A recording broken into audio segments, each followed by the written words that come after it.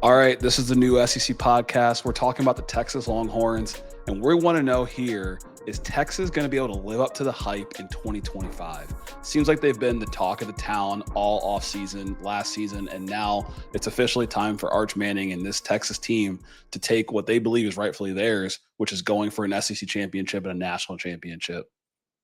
Yeah, I mean, the hype is through the roof, right? Whether it's rightfully so or not for me to say, but Coaches poll just came out. They're first in that. They're first in the SEC media poll to win that. If you're betting, they have the highest odds to win the national championship, highest odds to win the SEC championship.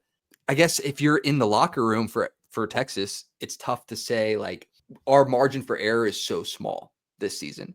So when we're looking at the hype, like, to live up to it, they're going to have to win the whole thing to live up to the hype that they have right now. Pretty much. And then, I mean, it really begs the question, like, is this a championship roster, number one? And do they have enough to get to the SEC championship, win the SEC championship, and then run the playoffs, right? If you win the SEC championship in the current format, you still got to win 3 more playoff games to win the national championship to live up to the hype. That preseason poll you talked about, Texas was number 1, Ohio State's number 2, and guess what? They're playing on August 30th, right? Yeah. So it's crazy, the expectations that are being put out there for Texas. I mean, Georgia's number 3. They'll play Georgia on the road this year as well. So they're really having they'll have a tough road this year compared to last year. I mean, this is back-to-back seasons where they're playing the defending national champion on the road. Yep. So, there's a lot of clowning, I think, on the SEC and Texas last year for their schedule last season. Like, Oklahoma got thrown into a gauntlet.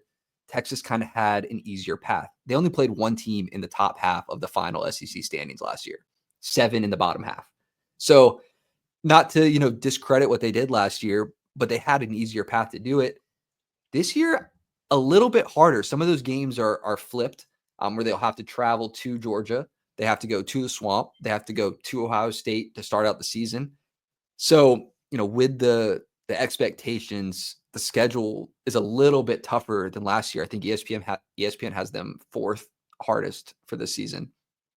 Yeah, and I think they're probably banking, and when you look at the schedule, like, Ohio State is carrying that, like, baton for one of the hardest teams on the schedule. You got Texas A&M at the end of the season. You talked about Florida week 6, right?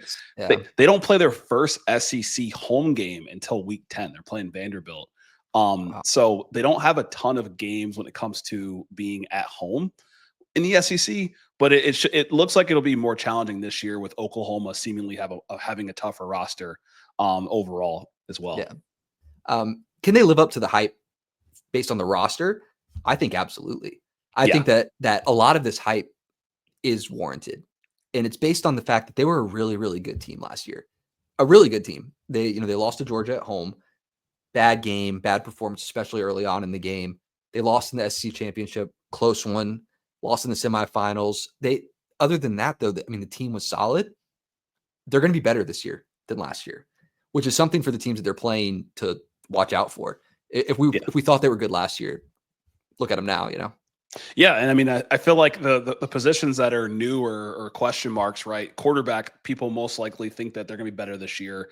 Quinn Ewers is 3rd all time for Texas when it comes to yards for his career. Like, he was a very good quarterback. They had a very good run with him, 2 playoff appearances. They're expecting Arch to come in and double that production for this season compared to Quinn's first season. And from a receiver position, it seems like Texas just says, hey, like, here's a new guy, right? First it was Xavier Worthy. Then last year was Matthew Golden. This year they got Ryan Wingo coming back, right? So it's, they are expecting to continue to just reload each year. We talked about the running back position. You got Quintrevion Wisner coming back.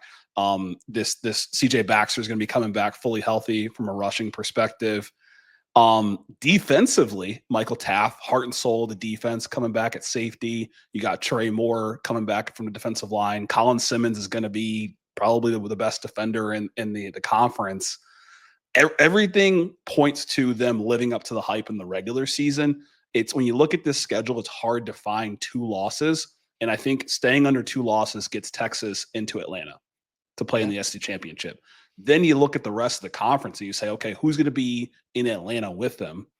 You probably put your odds on Georgia, considering what Kirby's won it to the last 3 years, but Georgia's still kind of a question mark. Yeah. Get through Atlanta, then what happens when you look at the field of the other teams out there? And your hardest test is probably Ohio State week 1.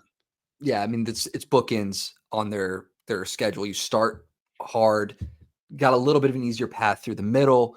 Then you have Georgia with a few weeks left in the season. Might play them again. Might play LSU. Might play Alabama. Has pretty high odds right now of winning the SEC. Texas A&M even. You could play them back-to-back weeks. Who knows how they're going to look at that point. But you mentioned the seniority of people coming back with Quintrevion Wisner, first team preseason All-SEC from the media day. When Arch was on the field last year, he still kind of felt like he had some win over with the locker room. Like he didn't feel out of place as a freshman on the field. He didn't feel like, oh, he's going to have to make leaps and bounds from a leadership standpoint to be on the field. It was his second year there. Second year, first year playing, I guess. Playing, yes, yeah. But he came in strong. Like he came in and commanded the field. He wasn't afraid to move with his legs. That's what I want to see from this Texas team this year, is if they can incorporate that a little bit. They had none of that last year from the quarterback position, and that's fine. You don't have to play a mobile quarterback game. In the few snaps that Arch played, he had almost double the designed runs that Ewers had on the season. So I like what Arch could potentially do when also being surrounded by veteran guys that have returned. It makes that transition easier. So even if he's not the star boy quarterback that everyone builds him up to be, like you're the next Peyton Manning, you're the next Eli Manning. If he's not that, the team around him is still really, really solid to where they should be able to win games, even if he's not that guy. Yeah. And again, it's like the defense should be strong enough around him to where he doesn't necessarily have to be that guy. And then offensively, there's enough weapons where they'll make plays. And I mean, Quintrevion Wisner had over 800 yards, from a passing perspective. That number might be off, but he had a very solid contribution when it came to passing yards and receptions. So I expect Texas to live up to the hype. I would expect them to be in Atlanta. I'm not saying they're going to win the national championship, but they will certainly be in contention. The number 1 ranking spot seems to be warranted to this point, given the amount of returning production and the talent that they have brought back. So we'll see. I mean, I want to know what you think, Hunter. You think they ultimately live up to the hype? I think that they live up to the hype being that they have to be 11-1 or 12-0. I think that they live up to it. I think they might drop one game, and that could be Ohio State or that could be Georgia. I think they'll be solid through the middle stretch. And right now, they're plus 500 to win it all. I think they're about plus 300 to win the SEC. Make some money betting on Texas, I think, this year. Yeah, you could definitely make some money. And I know that Oklahoma fans would love nothing more than to take them down, of course, in the Red River rivalry. So that'll be one to definitely watch. But I struggle to see more than 2 losses here. I mean, they could potentially come from Oklahoma and Ohio State, or Ohio State and Georgia.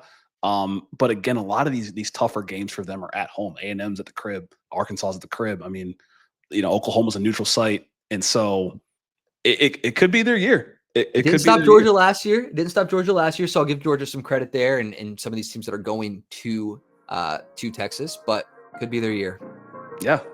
We'll see. Well, we want to know what y'all think here. This is a new SEC podcast. Leave your predictions on the bottom, and thanks for tuning in.